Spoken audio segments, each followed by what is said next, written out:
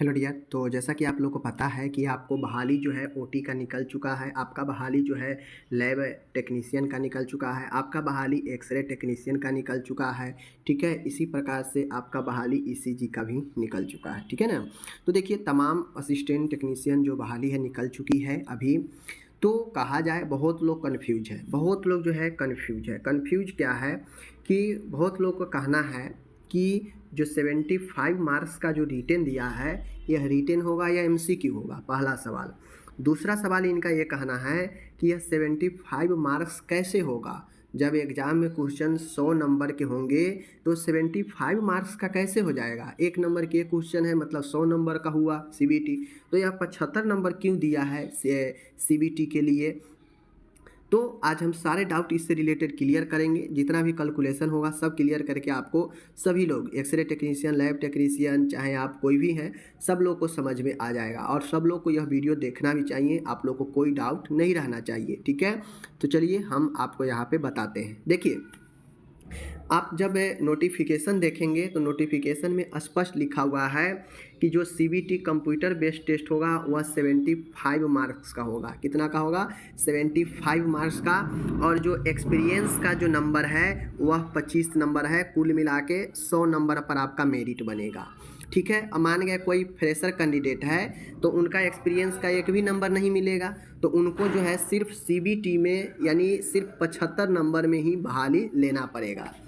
अब आप कहेंगे कि जो सीबीटी है, सीबीटी में तो जो है 100 क्वेश्चन पूछे जाएंगे। तो 100 क्वेश्चन जब पूछे जाएंगे तो ये 75 मार्क्स का माजरा क्या है, तो इसी चीज़ को मैं आपको समझाऊंगा। देखिए, जैसे कि मान गए, जैसे मैं ये जो 75 नंबर सीबीटी होगा एग्ज़ाम एमसीक्यू होगा। ठीक है, क्या होगा? एमसीक्यू होगा, यानी ऑब्जेक्टिव क्वेश्चन पूछे जाएंगे। 4 ऑप्शन रहेंगे, जो आपको सही लगता है उसको आप टिक करेंगे। ठीक है, ये 75 मार्क्स है, ये 75 मार्क्स का आपका एग्ज़ाम होगा सीबीटी। ठीक है, लेकिन जब आप एग्ज़ाम देंगे तो वहाँ पे एग्ज़ाम में जो क्वेश्चन आपके रहेंगे वो टोटल 100 क्वेश्चन रहेंगे। कितना? 100 क्वेश्चन रहेंगे। ठीक है, 100 क्वेश्चन रहेंगे और पर क्वेश्चन 1 मार्क्स का होगा। ठीक है, एग्ज़ाम आपका पर क्वेश्चन 1 मार्क का होगा। अब 1 मार्क्स का जो होगा तो 100 क्वेश्चन है, मतलब 100 मार्क्स का आपका एग्ज़ाम होने वाला है। ठीक है, 100 मार्क्स का एग्ज़ाम होगा। अब जब 100 मार्क्स का आपका एग्ज़ाम हो रहा है, 100 मार्क्स का एग्ज़ाम हो रहा है, तो समझ लीजिए 100 मार्क्स का एग्ज़ाम है, तो फिर 75 मार्क्स क्यों दिया है कि भाई सीबीटी आपका 75 का रहेगा।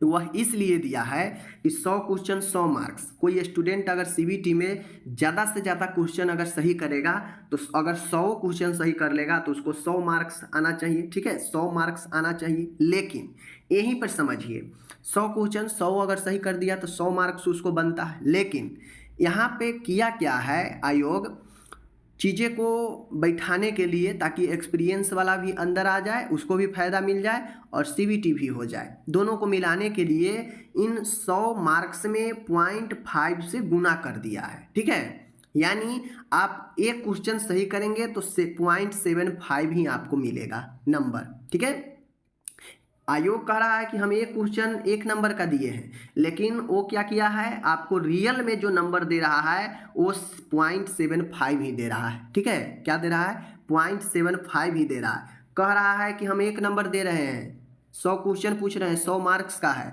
लेकिन रियल में जो आपका गणना होगा वह 0.75 ही होगा 1 के बदले।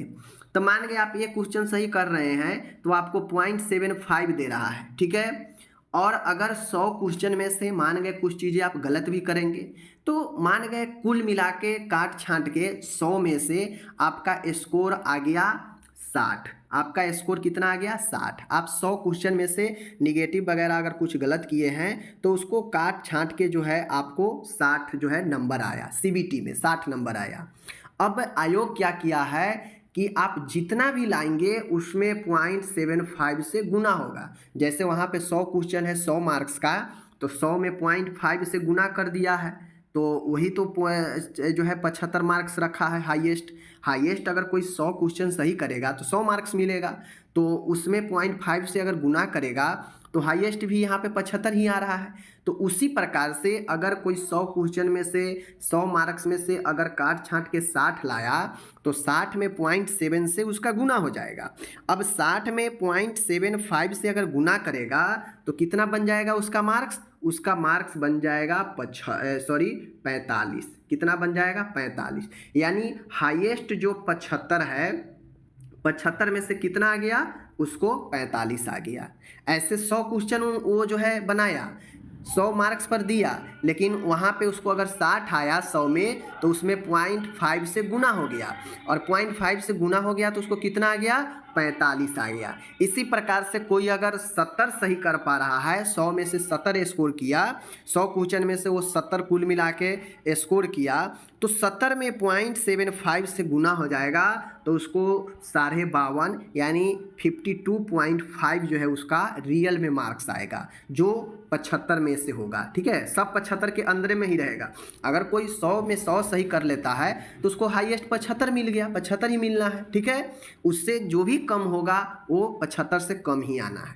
अब ये 75 तो हाईएस्ट हो गया MCQ टेस्ट जो लेगा CBT। इसी में जिसको अगर एक्सपीरियंस होगा तो हाईएस्ट 5 साल का वह दवा कर सकता है। हाईएस्ट 5 साल का, 1 साल का 5 नंबर मिलेगा। हाईएस्ट अगर 5 साल का वो दवा करेगा तो उसको 25 नंबर ए मिल जाएगा। तो 75 प्लस 25 100 यही हो जाता है। ठीक है, मान गए कोई अगर एक्सपीरियंस वाला है, ठीक है, और वह जो है 100 में से जो है वह 30 क्वेश्चन सही किया। ठीक है, 100 में से 30 क्वेश्चन उन्होंने सही कर लिया। ठीक है, 100 में से 30 सही कर लिया, एग्जाम्पल 30 उसको काट छाँट के आया 100 में। अब 30 में उसको गुना करेगा 0.75 से तो उसको आएगा 22.5। ठीक है, 22.5, और उसको 25 नंबर मिल जाएगा। अगर 5 साल का एक्सपीरियंस है तो 25 नंबर उसका एक्सपीरियंस का मिल जाएगा। तो 25 और 22 कितना हो जाएगा? 47.5, यानी उसका मेरिट 47.5 पहुंच गया। समझ गए चीज़ों को। और ये 47.5 अगर कोई फ्रेशर होगा तो उसको समझ लीजिए कि उसको कितने मार्क्स जो है करने पड़ेंगे, तो जाके लगभग 65 से 68 अगर क्वेश्चन 100 में सही करेगा तब जाके जो है उसको इतना आएगा। समझ रहे चीज़ों को। तो आपका कैलकुलेशन इस प्रकार से किया जाएगा। ऐसा नहीं है कि सीधा 100 क्वेश्चन रहेगा, 100 में से आप जितना 60 ले आइएगा तो आपका 60 पर मेरिट बनेगा। नहीं, आप जितना 100 में सही करिएगा, एग्जैक्ट काट छाट के 100 में जितना लाइएगा उसमें 0.75 से गुना होगा, और गुना होने के बाद जितना आएगा वह आपका ओरिजिनल मार्क्स बन जाएगा। सबके साथ ऐसा ही गुना होने वाला है। ठीक है, चाहे वो OT हो, लैब हो, ECG हो, एक्सरे हो, कोई भी आप जो है फॉर्म भर रहे हैं, सबका बेस एक ही है। सब में 25 नंबर एक्सपीरियंस, सब में जो है आपको 75 नंबर का रिटेन। ठीक है, चीज़ों को समझ गए। तो उम्मीद है जो कैंडिडेट समझ गए होंगे बेहतर है उनके लिए। ठीक है, मिलते हैं अगले वीडियो में। धन्यवाद।